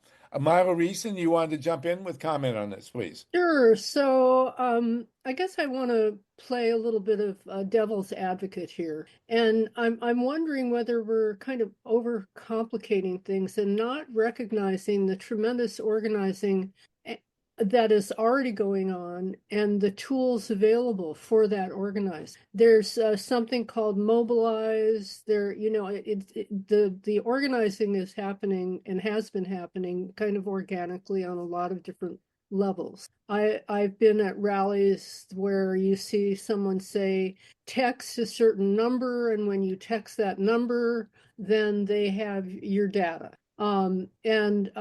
It just seems to me like when Harvey, who's now absent, or Sluggo, says that the follow-up hasn't been proper I, Harvey, Sluggo, I'm glad you're back. I wonder what you mean by proper because I've Well, seen a lot of, I'm sorry, I've just seen so much extraordinary organizing that is happening now that I'm wondering whether we need another tool or we need another app or because people already have ways of organizing and connecting with one another. So go ahead and well, uh, I don't think there can never be, I don't mean to make any negative comments at this point. You've corrected all that. So there are rallies. We know it didn't happen in 2016, 17. There was no really appropriate follow-up to the gargantuan rallies that happened when Trump came in. And so I think people are doing a much, according to you, which is fine with me. They're doing a much better job. I think this is a tool that we can offer that is part of the mix. You can never have too many tools. There's no comment needed on the negative side. But Lee and has a great genius here, and we have the tools to suggest that going forward, people who do rallies think about doing a business card with a QR code heading towards a preordained website. If that's already being done, wonderful. There's no reason not to put this suggestion out there. Lee No, and I Lee don't. No, I suggesting. don't know if that in particular hasn't been done. But what is being done and what is happening is that people are using different applications where they are gathering information and getting the word out. And that's how, I mean, if that were not occurring, then you wouldn't see if a certain level of organizing wasn't already happening, you wouldn't see massive record turnout at all of these barnstorming rallies that AOC and Bernie have been conducting all over the country. Um, it Well, there's no argument here. It's fine. I'm thrilled to hear that. So Turnout. I think that this is a good suggestion for some people who haven't thought about it to think about using business cards with QR codes. Lee also suggested, I think this was your idea, Lee, to do different colored uh, um, um, Yeah. business cards Color and code only them for announce that color particular at the rally. rally, which would help us avoid counterfeiting. Yeah. That's a great idea. Right. So and if we want to put together a catalog of other things that people are doing, that's great too. I think this is just another contribution to the general pot, as it were. Lee, what do you think? Well, yeah, turnout is nice, but what do you do with the turnout? What happens from it? If nothing happens, then it's a demonstration. It's a show, and it's evanescent. It goes away, and people who participate feel good. People who watch say, "Gee, something must be happening. I must not have to do anything," and so forth. I'm not going to argue against turnout. I'm saying once you do, you got to basically close that information loop so the information comes back in and people are able then to do things because of it. That's what the goal is. Right. But Sluggo's right. There's no such thing as too many tools. Right. They don't. If And they don't work, they won't one get. thing we do know, leaflets are probably not a good idea. We saw that in LA. Union label, you got to have a union label. It's got to be on recycled or hemp paper. Especially, the cards. If they're on hemp paper, then once you do the QR code, you can smoke it. That would be good. And then, whatever other suggestions, and we'll put out a leaflet, or I mean, an email, whatever. We'll send it to Dick and Sharon, and try and compile as many different ways as people can make the most of the upcoming round. We know there's going to be tens of millions of people in the streets of the United States this summer. That's a given. So what do we do with that? We need to be prepared. So Anybody else? Milo, Sluggo, you're taking. Sluggo, I have a thought. Yeah, please.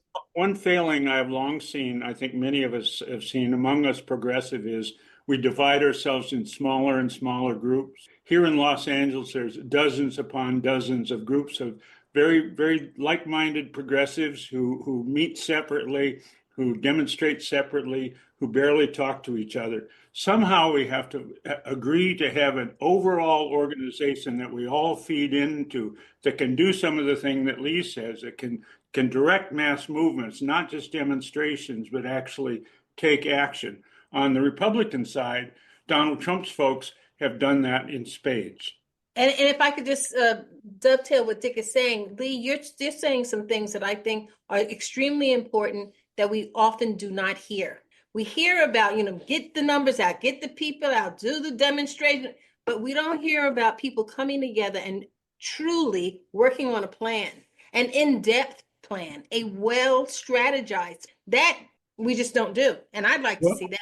We're actually about to jump in on that. Rob Call, who does op-ed news, is working on an overall plan, and we want to give him some time to start talking about that. We're at 3:30. We still have 66 people with us.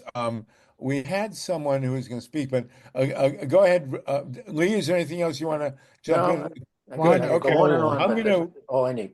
What's that? I could go on and on, but this is all I needed to say. Good. So I'm going to redo my little draft memo here, and then we'll send it around and talk about it next week. So please come back, everybody. Ruth Strauss, Mike Hirsch, and we had Dominic Vina Gannon Coley waiting for a while. I don't know if you Who? want to try to get Vina Coley was here. Oh, She's trying Vina, to get yes. in. And Vina, you Rob want to get Call. back on? Raise your hand again, please. Okay, Rob Call is with us. He's going to take over and talk to us about what you just mentioned, Dick and Sharon, which is a general long-term plan. But Ruth Strauss, Mike Hirsch, Danny, and well, there's Vina. Okay, Vina, do you want to talk about Portsmouth? What I wanted to say is I understand what that mayor's going through because we've had a city councilman here going through the same thing. And I've been a whistleblower since 1983, and this is what I think this mayor is now, a whistleblower, and she needs to watch her back because they turn everybody who are for you against you, and then they have other people to do her part, and they say they do a better job. And so she's a whistleblower now, and she Well, needs listen, to watch. that person you're talking about in Southern Ohio, if you want to tune us in, we'll have them on next week. We need to give visibility to elected and appointed officials who are being harassed, and that certainly goes for judges. We know that a judge, I don't even want to say it, judges have been really being seriously harassed and even assaulted at this point in time. So Well, if you have a council that's member what's who's undergoing that's that what in Ohio, let that's us what's know. happened. That's what's happened to me since 1983. When you speak out, you don't only have the company mad at you, but they make sure they get groups mad at you, they get people mad at you, and they make it sound like you have no credibility. And it doesn't matter if you broke every story at that plant or not. They downgrade you, and that's what they're going to do with her probably once this is all over with. And she All right, thinks well, she wins, and then you don't actually win. well, put us in touch with her. We'll have her on next week, please. Okay, Vina, thank you. We really appreciate it. And Vina, in the belly of the beast there in Southern Ohio, been on the case for God knows how long. Thank you so much. We're honored with you, Vina, to have you with us. Ruth Strauss, then Mike, then Danny, and then we're going to go to Rob Call, unless anybody else wants to jump in real quick. Go ahead, Ruth. Ruth Strauss, Dr. Ruth. Oh, okay. Can you hear me? We can indeed. Okay, great. I'm just bringing up something that Jan Goodman pointed out, who is a progressive lawyer and activist and wonderful person and friend to progressives. She pointed out that it is, as people on this webinar know, illegal for federal agents to follow illegal orders, basically. So if they are told to arrest people or whatever and act, or if they are doing what these people did in at Geo Group in New Jersey, whatever, all of that is illegal. And all of us should be calling our senators and representatives and telling them that it's illegal and it cannot stand, and it has to be stopped. And if it needs to be stopped in the courts by Congress or whatever, but it's important for actual policemen and military, et cetera. And as we remember, Trump 1 had people like Mark Milley, who would tell him what was illegal. There is nobody to tell him what is illegal at this point. So she made a very compelling argument. It was on yesterday on John Crumshaw and KPFK, if anybody wanted to listen to it on Sunday. But in any case, I'm just, spreading the word of what she has pointed out, and we have to make sure that that is fought for. Thank you. Well, it's the Nuremberg imperative, right? I mean, Roger Stone is a complete toady of Richard Nixon's. I made a statement that included his belief that the senator from Arizona should be executed. He said that. And then he came back and he attacked the so-called left and said, you omitted the fact that I said that they should be executed after a trial. This is a guy who actually had Nixon's face tattooed on his back. This is Roger Stone. And Nixon is the guy, of course, who said, if the president does it, it's legal, which is the total description of a dictatorship. So, Ruth, thanks you for that. You're always great. Mike Hurst, Danny, and then we're going to go to Rob Call. I'd like to defer to Danny. Go ahead. And I'll go after you. Danny, go ahead. If you're ready. 2 points. Harvey, I remember I knew you when we were fighting the Tomahawks in the harbor of New York. That's There when we go. and we finally defeated Indian Point. Anyway, I want to say 2 points. I noted that after Baraka was arrested, the mayor of Newark, all the environmental groups here in New Jersey, like EmpowerNewJersey.com, which is a coalition of 120 top environmental groups. I'm talking Sierra Club, Friends of the Earth. They all started joining the resistance because we're not paying attention to the climate. So what we need to do is to get all the environmental groups to coalesce with us in the resistance, because without a resistance, there's no saving the planet anyway. Number two, I'm really worried about him calling out martial law and the military. I know you've thought about that too, Harvey. Yeah. Sluggo.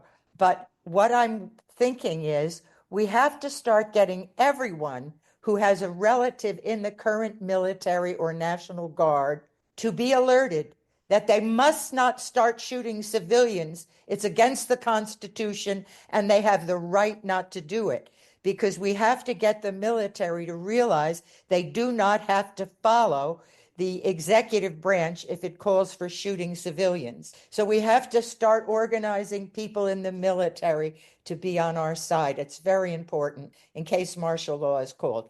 That's the 2 things I wanted to make a point about. Well, thank you. All of the environmental groups to join the resistance now. Thank you.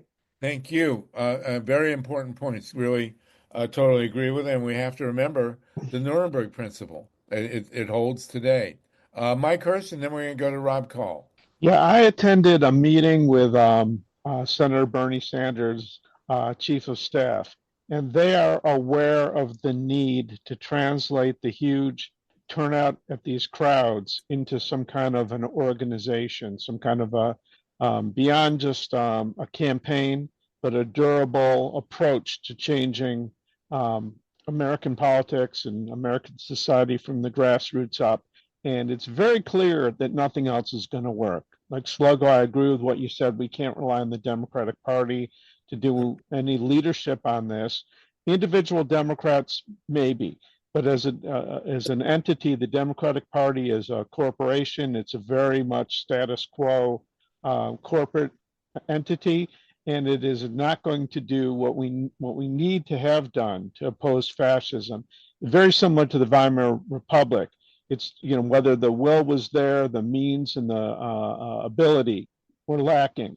We need to take on this, faux populist movement that's been brewing from behind the scenes, from the Red Scare through John Birch Society attacks on the PTA, through the Goldwater, Reagan ascendancy, to W. Bush and Dick Cheney attacking the Constitution with the USA Patriot Act, and on and on. This has been a steady erosion of our rights and attack on the Constitution. It's going to take grassroots organizing from the bottom up, and Bernie is sensitive to this. He is, They're involved in discussions on texting a number to a number and getting people hooked up. They're just not sure what, how to close that circuit. What would be the immediate reaction to that? But they do understand, as Lee has been talking about, as Sluggo has been talking about, that we do need to do something with all these people coming out to rallies. They need to be galvanized into an organization, a grassroots organization. Right. And there And needs to be, I go just ahead. want to say real quick, one of the most exciting things that we've discussed with Lee is peer-to-peer, non-corporate, non-exploitative social media. A lot of people are spending a lot of time on social media. Polling shows that people who got their quote unquote news from social media overwhelmingly voted for Trump. And I think that if we could replace the Facebooks, the X's, and these other social media apparatuses with a peer-to-peer people's social media, we could liberate people's minds. We could reach out and we could do a lot of the local organizing that needs to be done. People need to get out of their cocoons, get out of their silos, meet with their neighbors, organize on a local basis, because nothing else is going to work. Okay, very good. Well stated, Michael. Thank you so much. And now we're going to move. Dick and Sharon mentioned earlier the need for a long-term plan. Rob Call is the editor and founder of Op-Ed News and has been working on precisely that. Sent out a piece very interesting on how the right wing systematically built an apparatus to take over a game plan for a fascist state. And Rob, do you want to continue from there, please? Rob Call. Sure. I'm also the author of the book Bottom Up. You can't see it. Bottom Up Revolution. Basically, shortly after I started Op-Ed News over 20 years ago, I wrote a series of articles, about 10 of them, about the problem that the right has an ecosystem and an infrastructure of think tanks, of media, of development, of organizations that develop people to be candidates and judges and TV personalities. And this was initiated over 50 years ago by Lewis Powell, who created what is now called the Powell Memo. He did it at the behest of the U.S. Chamber of Commerce, and the goal was to create an ecosystem, an infrastructure of organizations that would develop policy and then promote it. And they've been doing it for over 50 years, closer to 55 years. Now, the left doesn't have anything like that. Now, can I share a page with everybody? I don't know, Steve. I sent it to Steve, our engineer. Yeah, you can share it. Are you capable? I got it on my. How do I do it? Yeah, you hit the green button at the bottom of the screen. Make sure you have the page selected before you move off the Chrome and go to the share button. Okay, it's selected. All right. Screen share. This must be it. There you go.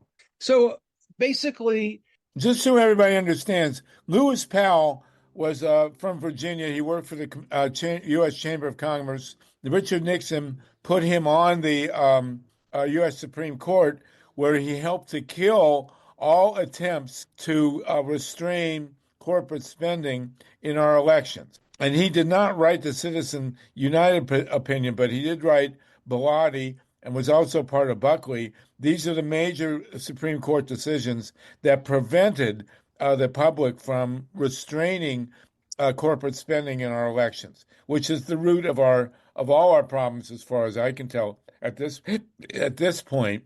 Donald Trump is what you get when you have unlimited corporate spending buying our elections, and this is where Lewis Powell is the cornerstone. So go ahead, Rob. So basically, he was a corporate attorney, and he came up with this project, this memo, to develop this infrastructure consisting of think tanks, legal groups, media outlets, and academic networks, or aimed at federal and at state levels. And that was over 50 years ago. And 20 years ago, I wrote 10 articles about it because the left had still never done anything like it.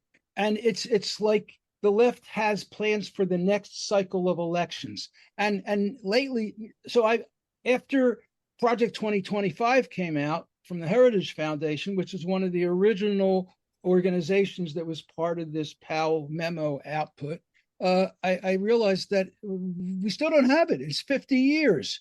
And so here's a list of some of the things that it has cost us.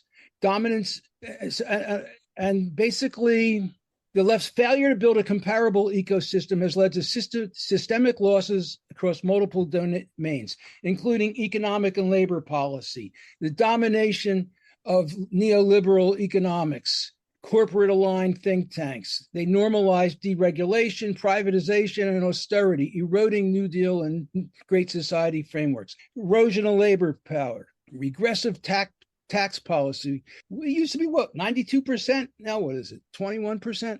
Corporate constitutional rights, corporate citizenship, expansion of Citizens United. I can read this, or you can look at the list. Go ahead and finish reading it. Go on through. Okay.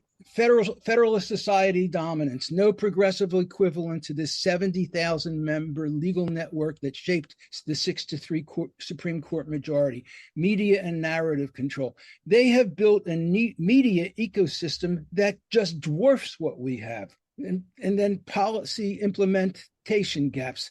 The right has ALEC, which literally writes legislation and hands it over to legislators that they directly submit. Infrastructure decay, healthcare costs. If you look at the right, they don't want anybody to have healthcare, and it goes on and on. There are so many different ways that the left has been at a huge disadvantage, and that's because what the right does is they have long-term planning. They have planning for a year, 2 years, 5 years, 10 years, 20 years, and 50 years. We don't have that. I did research on the funding for these things. It's hundreds of millions of dollars a year that the right has. But get this, the left gets even more. The problem is the left is all siloed. So you've got the Southern Poverty Law Center, and you've got the ACLU, and you've got the NAACP, and there are a lot, and then the Center for American Progress.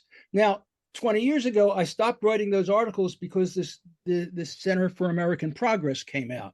And I thought, well, maybe this will be the beginning of it. And I don't want to go after them too much, but it ended up that they never really developed an infrastructure or ecosystem. They just became like another big think tank. And it was really a project of the Clintons. The first director of it was John Podesta, who became her campaign manager. Now it's Neera Tanden, and there are some. It hasn't done the job. So we need to make this happen. And when I talk to politicians about this, what I hear is, "Oh yeah, we need to do this, but first we have to take care of 2026." And this is what's been happening for 50 years. And so the left has never done it. So what I'm trying to put together is a proposal. I've been working with Chuck Pinocchio and some others on describing what it would look like, identifying ways to get funding for it, identifying first steps and first goals, identifying a core collection of values and issues by distilling down a bigger collection of them. And we need this. We desperately need this. All the politicians that I talk to agree, yeah, we need it, but they're so focused, and I think it's what the problem is with the Democrats. They're so focused on the next election that nothing happens, and this has never developed, and it really could. I really believe that there's the funding out there, and it doesn't just have to come from the United States, because this would not be an election project. Primarily, this would be looking at policy and how to get policy changed, and looking at how to develop people who could become candidates or judges. But that's another step. Well, also, the Democrats, they focus on the election, and then when the elections are stolen, they're nowhere to be seen. I mean, we can make a very credible case that the 2000 election was stolen in Florida, 2004 in Ohio, 2016 in Wisconsin, Pennsylvania, and Michigan, and 2024 through some very sophisticated computerization attacks on the swing states. This, Rob, is really, really interesting. And Dick and Sharon, do you want to jump in and comment on this? Yes, hi, thanks. It's Sharon. Rob, everything that you were just saying, about the Powell memo and about Project 2025, the Heritage Foundation, I've been on that same search right along with you. The LA Progressive has existed for 18 years. And what I see is what you've seen is that the right has nothing that is equivalent to what the left has nothing that is equivalent to what the right has done. And if you just look at the Powell memo, which is, by the way, is only 8 pages long, if you read the Powell memo, you will see that is a roadmap. It was a roadmap for the beginning of Project 2025. It's a roadmap to all of the things that we're seeing played out today. It was written in 1971, just before Lewis Powell became a United States Supreme Court justice. But I kept asking myself, why do we not see an equivalent on the left? And I've come to some theories of my own. So one of my theories is that on the right, they're more aligned again for power and for money. And so they come together around a very central issue. We're more idealistic and we're trying to find social justice and peace. And it's really difficult for us to stay together on those notions alone. But there is one thing that keeps us apart. And Heather McGhee wrote a book called The Sum of Us. I talk a lot about the centrality of race, ethnicity. And so the left is comprised of people of a lot of different ilks.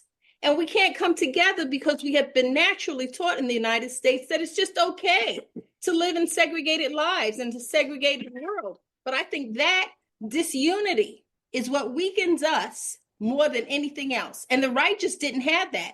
And the right was responding. The Lewis Powell memo was a response to the civil rights movement, the women's movement, the anti-war movement, all of that in 1971. He wanted to bring the Chamber of Commerce in and bring corporations in to rein in on the democracy that was beginning for the first time in the United States history. Democracy was beginning to flower, and he wanted to put an end to it. And he was very successful at doing that because we have all these desperate groups. That's all. And I would love to hear more about what you're talking about, Rob. Well, one of the things that they did, one of the things that they did to keep us divided and to cripple the left in an ideological way was the drug war, which also came in 1971. And Richard Nixon launched this attack on marijuana and whatever, and claimed that drugs were the number one problem in America, and arrested 41 million people over the next 40 years. A million people a year were arrested, and predominantly young people and people of color. Yep. And that was a big part of it. I will say one thing in the opposite direction, which is on energy. As an energy policy, we do have a blueprint. It came about in 1975 when we first started nuclear power. First started fighting nuclear power in Western Massachusetts. There was a fair, the Toward Tomorrow Fair at UMass, and a vision was launched for a totally green powered Earth. Now they are using nuclear power to divide people, and with this horrible lie that nukes can help fight global warming. It's ridiculous. And we have a lot of Democrat governors now supporting nuclear power, as did Biden. But on the left, we do have a pretty coherent vision, I believe, of a totally green powered Earth. So that's one chunk of territory that we have a pretty clear a mechanical vision to fill in. We even got Pete Seeger to write an anthem for us. So that's a piece of it. And by the way, the green power movement has been extremely successful in stopping nukes and promoting renewables. We're facing a big setback right now, a real counterattack, but we would expect that. So maybe that's kind of a model that we can throw in the mix, but just wanted to put that in myself. Rob, did you want to say something? We'll go to Mike Hirsch. Yeah, well, Sharon, years ago, Reverend Al Sharpton was running for president, and he said that organizing Democrats was like herding cats. And he may not have been the first to say it, but it's a big challenge. But I've been doing research, and there are a lot of issues that 60, 65, 70% of the population are all agree on. And we need to put them all together, and we need to identify them and work on them. And that's such an important part of this. There's a lot to making this happen. And I'm looking for people who are interested in getting involved in working with this or being advisors on it. Over the years, I've run a series of different conferences that were first of their kind. And each time I would bring in top speakers, and they would help me to bring in other top speakers. And I never paid any of them. I might cover some expenses for them, like a room, but they didn't get paid. And the way that I got them to do that was what I called the bandwagon effect. You get good people, you get good names, and you build something that people are attracted to. Now, one other thing that I think is really important, Trump, and I think mostly a lot of the right, they don't like soft power. There's the stick, there's the carrot, and there's honey. The stick is weapons. The carrot is money, and the honey is attraction. It's seduction, and the power that is gotten from that can be very strong. One way that the United States has had that is by making movies and music that people love. So it's culture. Another way is by building hospitals and bridges and things like that help people. Now, I really believe that because Trump is a malignant narcissist sociopath, he can't trust people, and soft power requires trust. So he's looking at the hundreds of billions of dollars in soft power assets that we have, and he's throwing them away entirely. And I think that if the left can put together an infrastructure and an ecosystem like this, we're going to blow away the right, because we have feminist power. We have the feminine way of seeing things. We can embrace indigenous values. We can go bottom up and avoid hierarchy. There are so many ways that we can make magic happen, that I think that if we can get this off the ground, then we can turn it around very quickly and make it very powerful. So one of the things I'm here for is to look for people who want to let me know they want to get involved. It's a little early for looking for money, but that would always help too. There's the initial 6 months is going to require hiring some people who have expertise in law and organization and leadership. Well, that's great stuff. I'm going to Mike Hirsch in 1 minute. There's one thing I do want to add to the mix, which is religion. And, these guys have a very strong right wing, I don't have to tell anybody, a religious infrastructure here. I think they're really frustrated by this the choice of this new pope. But if you look at Steve Bannon, he's Opus Dei, which is Milo has been talking about it. Everybody should read, by the way, the Da Vinci Code. The Da Vinci Code is a really radical book about the church. You can pass it off as a popular novel, but it is a very strong feminist doctrine, the Da Vinci Code.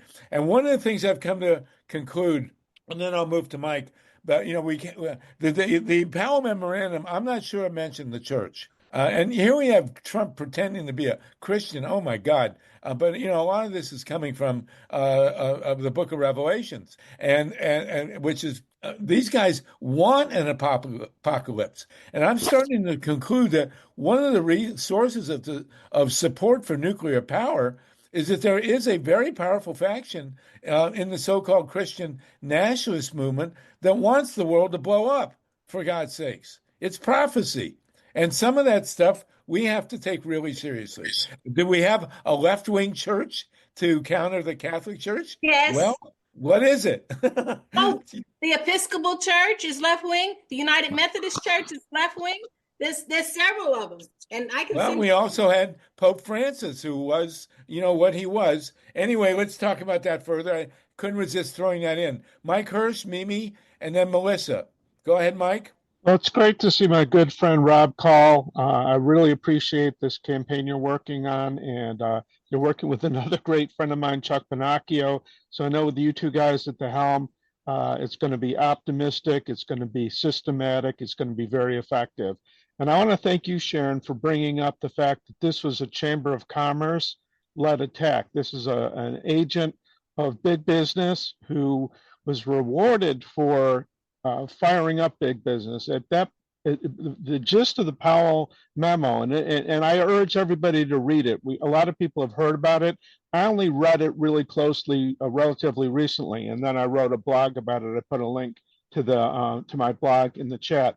What Powell said was, business people are being disrespected and distrusted and don't have any power or influence. What he meant to say is they didn't have exclusive power and influence. He was of the perspective that this is a country of the rich, by the rich, and for the rich. And for that, he was rewarded with a seat on the U.S. Supreme Court.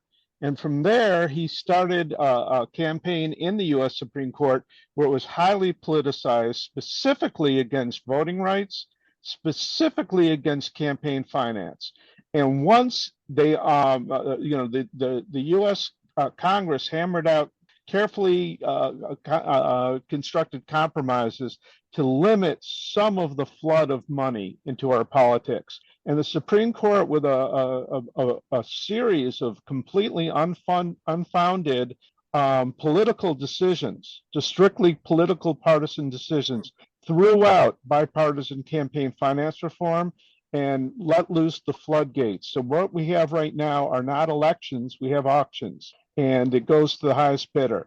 And when the Chamber of Commerce and all of the extremely wealthy people and businesses that they represent can set up all these dark money organizations, they're rigging primaries now. If you're a progressive and want to curtail the fascistic rise of wealth and oligarchy in this country, they will flood your primary with dark money and knock you out. And they won't necessarily talk about specifically what you're campaigning on. They'll make it out that you're some kind of a lunatic or a crackpot or a danger to the United States. They've gone after Jamal Bowman. They knocked him out. They went after Cori Bush. They knocked her out. They went after Ilhan Omar. She was elusive and was able to maintain her seat. They've gone after Ayanna Pressley. They've gone after Rashida Tlaib. And a lot of these are racially based campaigns. A lot of them are sexist based campaigns, because of course they are. So what Rob is talking about is this massive infrastructure that came about under the guise of the Chamber of Commerce. And this is something interesting, kind of a callback to what we were talking about with Mayor Heidi. I went on their official city website, and they've prominently mentioned the Chamber of Commerce on their government website. This is a melding of big business and government, which is what Mussolini called fascism, the bundling of big business and government. And Mussolini said fascism is better referred to as corporatism. That's what we've been fighting. And a lot, the Democratic Party has largely been asleep at the switch. The mainstream Republicans have been overwhelmed by these extremely wealthy corporatists, and then they whip people into a frenzy, whether they call it the Tea Party, the John Birch Society, MAGA, whatever. It has a lot of different names. They're brown shirts. These are people who think money and power should be dominant over democracy. They don't want to be concerned about being fair to women and people of color, immigrants, any minorities. They will scapegoat people. It's the exact Mussolini Hitler playbook.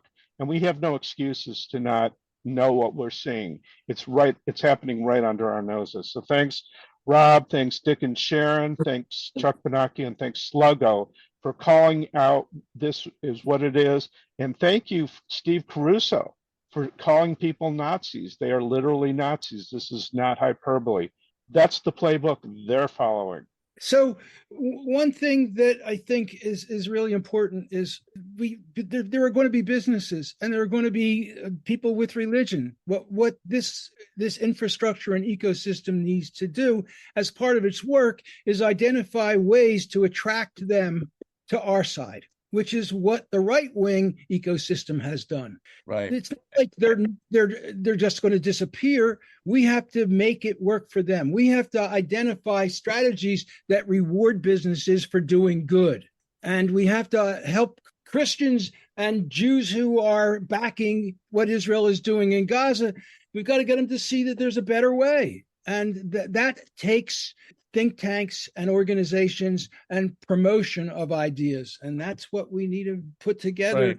for long term. And I think that it will be possible to bring together the power of the organizations that are on the left. I do believe it's possible. Somebody just mentioned the Empowerment New Jersey with 200 ecological groups.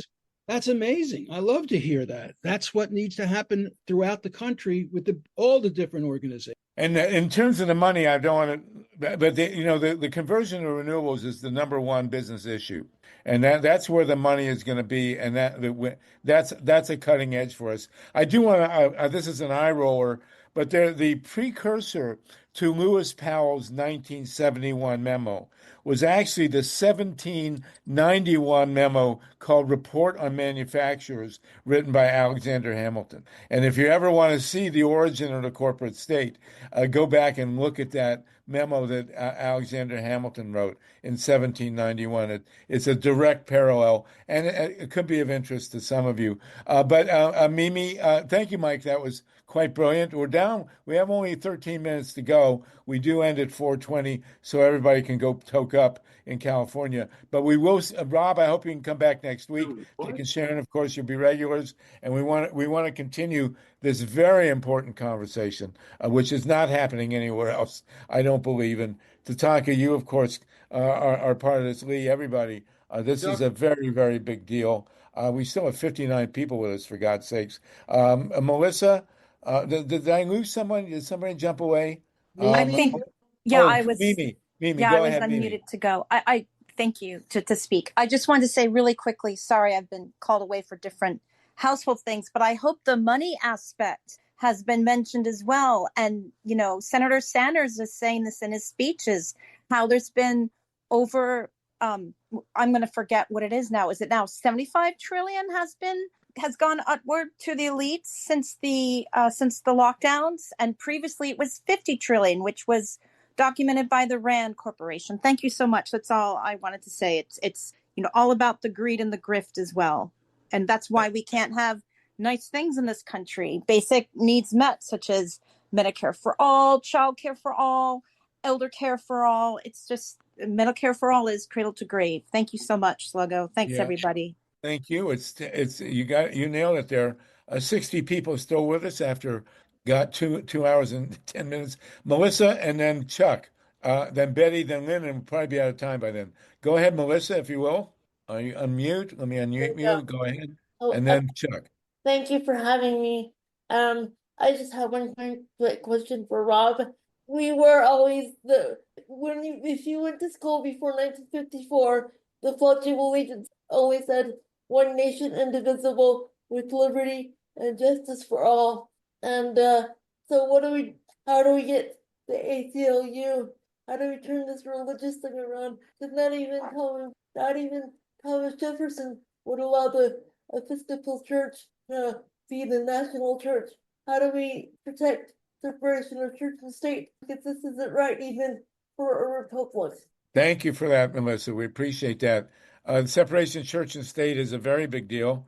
And, the Supreme Court now has a case in front of it to allow public funding of sectarian religious schools. So we're going to have to be very, very careful about that. It's a big deal. Thank you. Let's move on because we're almost out of time. Melissa, come back with us next week. Chuck Panaccio, you're a co-conspirator here with Rob Call. Jump in, please. Yeah, I'm gonna be very brief. I just want to point to another important roots discussion here. People may be familiar with Democracy in Chains, the deep history of the radical right. This is Nancy MacLean's exploration of really the origin story. This picks up on the thread that Sharon mentioned, which is It follows immediately on the heels of the Brown decision. It occurs at George Mason University. A young economist, 32 years old, a white supremacist, a corporatist, and a Christian nationalist. That's fascism right there. The three cornerstones: Christian nationalism, white supremacy, state corporatism.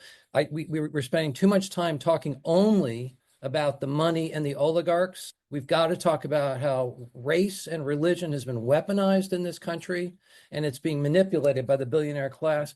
And that's sort of my motivation with Rob. I've been teaching, about history and fascism in the classroom. I'm an historian too, like you, Sluggo, and I think it's just really important that we have that more rounded understanding of what it is that we're dealing with. And I've written an article, it's posted in the chat, called the three cornerstones of fascism.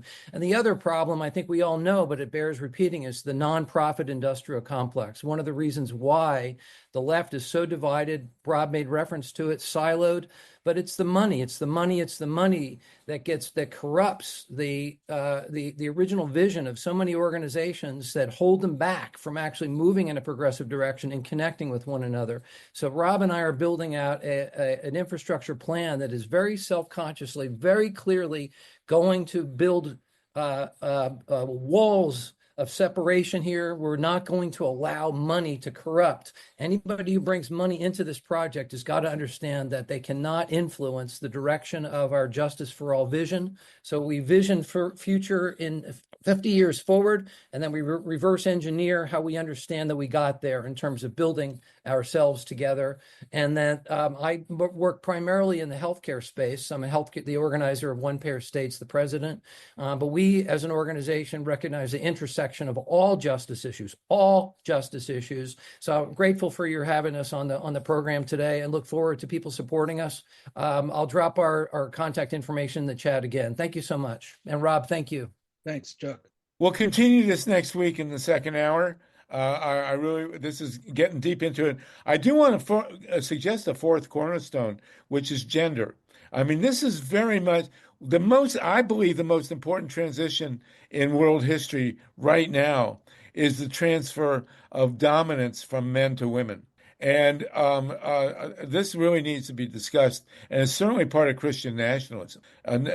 Christian nationalism is nothing if not a male-dominated attempt to keep power. And Sluggo, I'm so glad that you mentioned that, because the Nazis had a slogan for women. Yes, KKK. KKK. They wanted women to be raising children, working in the kitchen, and working in the church. Kinder, Kirch, and kitchen. That's right. It. And Kinder, Kirch, and kitchen. And subservient in all of those regards. Absolutely. And I'll tell you, any society or any movement that discounts women and how brilliant and wonderful women are is doomed to fail. So at least we have that in mind. And we need a real psychological analysis of the right wing. It clearly goes beyond money. What are we're dealing with psychopaths here, and we're dealing with sociopaths, and we're dealing with people who have a religion based on the book of Revelation that welcomes an apocalypse. We have to get to the psychological root here of what's really going on. It's way beyond just money. And daddy issues. Well, who knows? I don't know. We're going to have to figure it out. You're partly daddy issues, but what the heck? Betty Kisilov and then Lynn Feinerman, I think we're going to be done. Go ahead, Betty. Oh, you're not muted. Unmute you here. And then Lynn, go ahead. Thank you. I agree, and I throw out the word patriarchy on steroids. But what I'm actually calling to suggest is the Earth Charter. Please go to earthcharter.org. It's a declaration of fundamental principles for building a just, sustainable, and peaceful global society. And it is, was it Rob who was mentioning a soft law? Soft power. Okay, well, a soft law instrument that provides an ethical foundation for the ongoing development of environmental and sustainable, but we now use the word, resilient or regenerative development. And it's a framework for the discussion. It's that has been going on for the last 10 or 15 minutes. Sharon, when you were bringing up the alternative, an alternative to the Powell Amendment, it's on a different level, though. It's on a level, as Einstein says, we can't change things on the level of thinking that we created them. So we got to go to what the framework. I'm trying to say things too quickly. Please go to earthcharter.org. Okay, we'll come back. Thinking out, Benny, come back next week in the second hour, and we'll go through this in deeper detail. Rob and Chuck and Nancy and Dick and Sharon and everybody, I hope you can all come back next week. And we need to dig deeper in this. I'm not sure how many people are actually having this level of discussion. But I'm serious. We need to look at the religious and psychological makeup of the right wing. We have got to get on top of it. Harvey, one last thing. If people are interested in getting involved in this, my email is happier, HAPPIER @gmail.com. Happier@gmail.com. Thank you for that. And Dick and Sharon are at laprogressive.com. Chuck, Lynn Feinerman, Chuck, you'll put yours in the chat. Lynn Feinerman, you'll be the last. Go ahead, please. Yes, thank you. I noted that Mila had said she was hoping that we'd get to the Pope and Opus Dei. Opus Dei, speaking of the problem with Catholicism, the extreme religious patriarchy, and women, literally has women slaves all over the world. They recruit them, and then they keep them forever without paying them a dime. And they do all the work for all the males who have been recruited because they're large earners. Opus Dei in itself brings together the corporate oligarchy and extreme right-wing religious game. They embody both. And I'm wondering, we never really got to the Pope. I'm wondering, it was bruited that Pope Francis was actually having a vicious infight with Opus Dei. And he did various moves to try to rein them in. I'm wondering where Pope Leo stands with regard to that. It's interesting to me that the person with the biggest bucks for Catholicism is named Leonard Leo. I wonder if Leo was chosen not necessarily for the social justice or supposed social justice Pope, but as a gesture of gratitude to Leonard Leo. Well, I hope that's not the case. Let's take this up next week. We are still with 55 people after all this time. We are the call apparently with the longest attention span.